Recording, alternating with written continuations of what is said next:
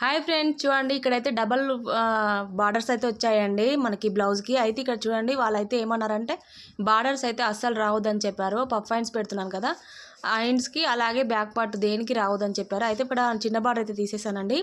Puff hands కోసము అంటే మనకి ఇట్లా డబల్ ఫోల్డింగ్ చేసుకొని క్లాత్ అయితే తీసేయాలి. ఫస్ట్ ఒకటి కట్ చేశాను కదా, ఇప్పుడు దాన్ని బట్టి ఇంకోటి అయితే కట్ చేశాను. ఇవి పప్పు పెట్టుకోనికి మనకి కరెక్ట్గా వచ్చేసి తర్వాత బ్యాక్ పార్ట్ కట్ చేసుకోవాలి. ఫ్రంట్ తర్వాత కట్ చేసుకుందాము. బ్యాక్ పార్ట్కి ఎక్కడ మనకి బార్డర్ అయితే రాకుండా చూసుకోవాలి. కాకపోతే షోల్డర్ దగ్గర మాత్రం కొంచెం వచ్చిందండి. అయినా ఏం పర్వాలేదు, కస్టమర్స్ అయితే పెట్టమని చెప్పారు అలా. కాకపోతే బ్యాక్ సైడ్ మనం వీప్ కప్ దగ్గర రావద్దని చెప్పారు. అలాగే ఫ్రంట్ అయితే మనకి కొంచెం ఇలా బార్డర్స్ వచ్చినా ఏం పర్వాలేదండి, ఎందుకంటే మనం ముందుకే ఉంటాయి కాబట్టి ఎలాంటి ఇబ్బంది అయితే ఉండదు. ఇలా వచ్చినప్పుడు ఇలా కట్ చేసుకోండి ఫ్రెండ్స్. మీరు కస్టమర్స్ వద్దని చెప్పినప్పుడు అయితే షేప్ పట్టీలు అయితే ఇందులో తీస్తున్నాను చూడండి, ఈజీగా కట్ చేసుకోవచ్చు ఇలా.